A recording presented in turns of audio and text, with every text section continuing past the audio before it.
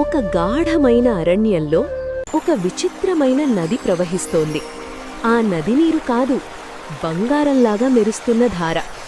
సూర్యుడుదయించగానే ఆ నీరు వేలాడి వజ్రాల్లా మెరుస్తుంది.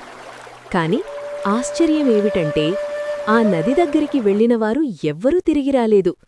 గ్రామస్థులు భయంతో చెప్పుకునేవారు, అది కనకధార, బంగారం నది. ఒకరోజు ఈ వార్త రాజభవనానికి చేరింది.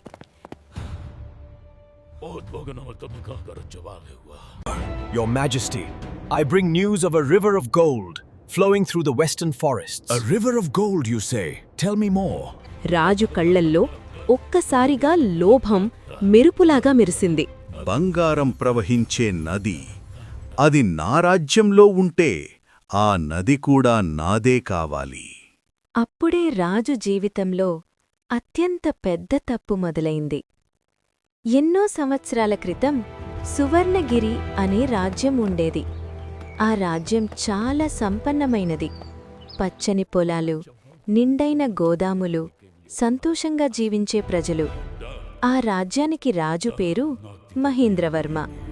మహేంద్రవర్మ తెలివైనవాడు, కాని ఒక పెద్ద లోపం ఉంది. అతను చాలా లోభి. ఎంత సంపద ఉన్నా అతనికి సరిపోదు. ప్రతిరోజూ కొత్త సంపద కోసం ఆలోచించేవాడు. ఒకరోజు రాజభవనానికి ఒక వృద్ధ సన్యాసి వచ్చాడు. అతను రాజును చూసి చెప్పాడు, మహారాజా, ఈ అరణ్యంలో ఒక పవిత్ర నది ఉంది. దాన్ని కనకధార అంటారు. రాజు ఆశ్చర్యపోయాడు. కనకధార అంటే? సన్యాసి నెమ్మదిగా చెప్పాడు, ఆ నది నీరు బంగారంలాగా మెరుస్తుంది. కాని అది దేవతల వరం. లోభం ఉన్నవారు దాన్ని స్వంతం చేసుకోవాలని ప్రయత్నిస్తే వారికి వినాశనం తప్పదు. రాజు లోపల నవ్వుకున్నాడు. సన్యాసి మాటలు కేవలం భయం పుట్టించడమే. అతని మనసులో ఒక్క ఆలోచన, ఆ నది బంగారం నా ఖజానాలోకి రావాలి. అరణ్య ప్రయాణం. మరుసటి రోజు రాజు సైనికులతో కలిసి అరణ్యంలోకి బయలుదేరాడు.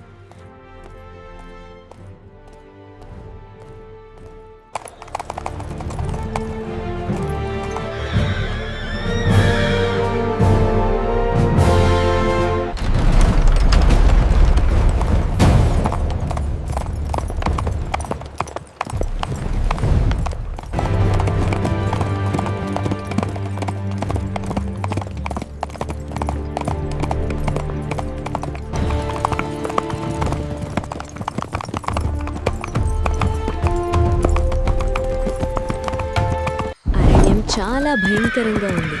పెద్ద పెద్ద చెట్లు, చీకటి మార్గాలు, వింత శబ్దాలు.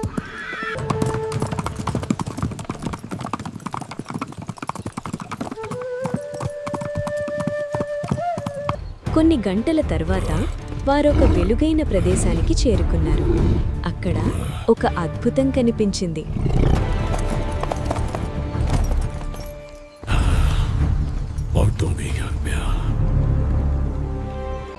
What is that golden light in the trees? I have never seen anything like it. Be cautious.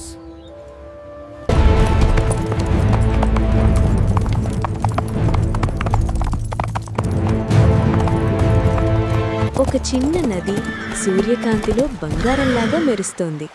సైనికులు ఆశ్చర్యపోయారు. మహారాజా, ఇది నిజంగానే బంగారం. రాజు కళ్ళు ఆనందంతో మెరిశాయి.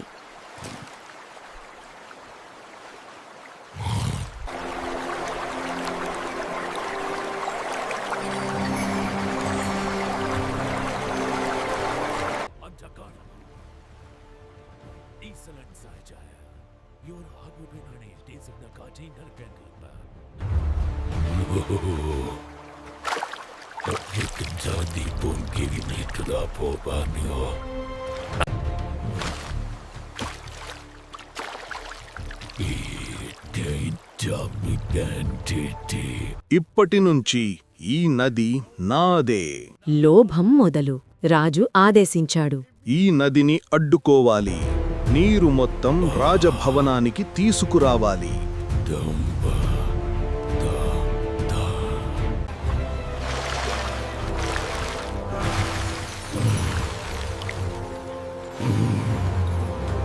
సైనికులు పెద్ద గోడలు నిర్మించారు. This settlement won't build itself.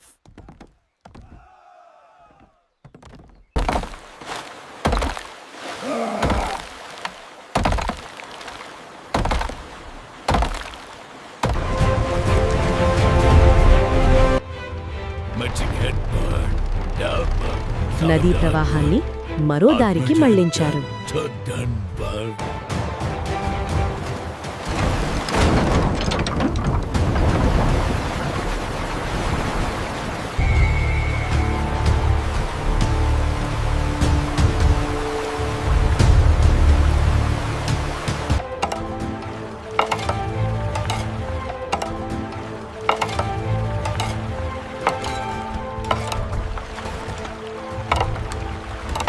కొన్ని రోజుల తర్వాత రాజభవనంలో బంగారం లాంటి నీరు చేరింది. రాజు ఆనందంతో నవ్వాడు. ఇప్పుడు నా రాజ్యం ప్రపంచంలోనే అత్యంత ధనిక రాజ్యం.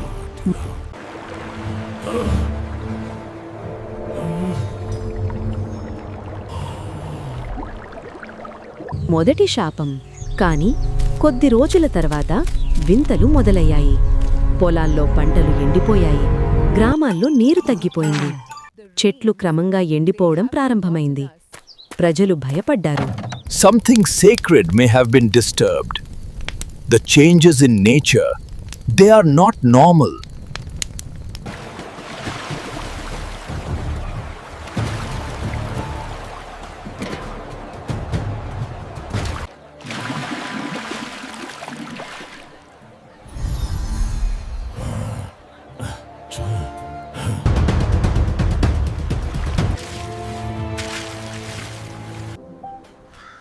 The drought is severe, Your Majesty. The people are suffering and the harvest is lost. Silence. I have heard enough of your complaints. The Golden River is a blessing for our kingdom, a divine gift that should not be questioned. వారు రాజునడిగారు. మహారాజా, నదిని తిరిగి విడుదల చెయ్యండి. ప్రకృతి కోపంగా ఉంది. కాని రాజు వినలేదు.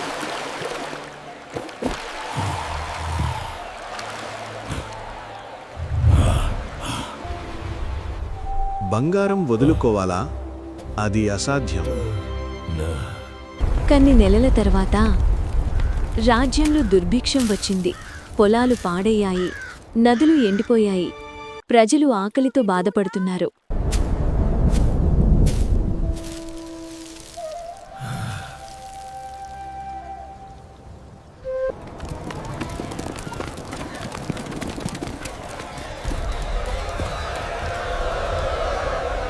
The reports are grim, Your Majesty.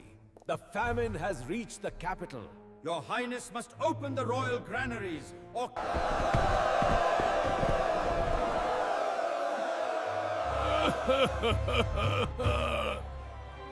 రాజు ఖజానా మాత్రం బంగారంతో నిండిపోయింది. కానీ ఆ బంగారం తినడానికి పనికిరాలేదు. If you disturb the sacred waters, the wrath of the gods will befall us all. రాజు చివరకు అర్థం చేసుకున్నాడు. నేను పెద్ద తప్పు చేశాను. చివరి ప్రయత్నం. రాజు మళ్లీ అరణ్యంలోకి వెళ్ళాడు.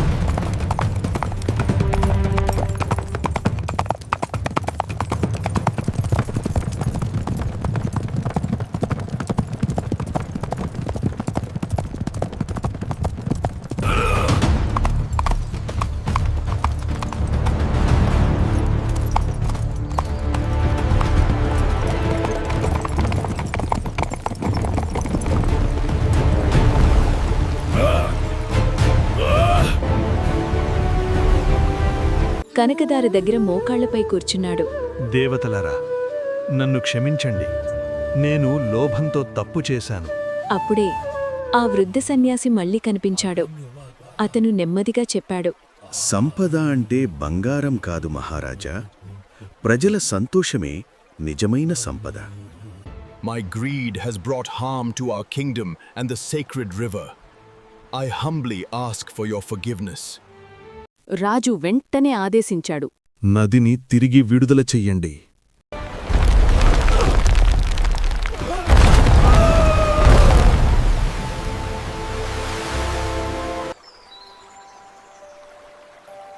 శాంతి తిరిగి. కొన్ని రోజుల తర్వాత కనకధార మళ్ళీ స్వేచ్ఛగా ప్రవహించింది.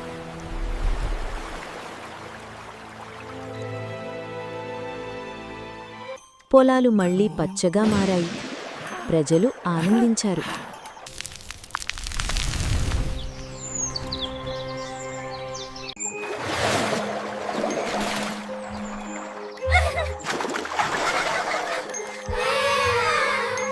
రాజు కూడా మారిపోయాడు. ఆ రోజునుంచి అతను లోభాన్ని వదిలి ప్రజల కోసం పనిచేశాడు. కనకధార నది ఇంకా ప్రవహిస్తోంది. కాని ఇప్పుడు ప్రజలు దాన్ని సొంతం చేసుకోవాలని కాదు, గౌరవించడమే నేర్చుకున్నారు. నీతి: లోభం సంపదను కాదు, శాంతిని దోచుకుంటుంది.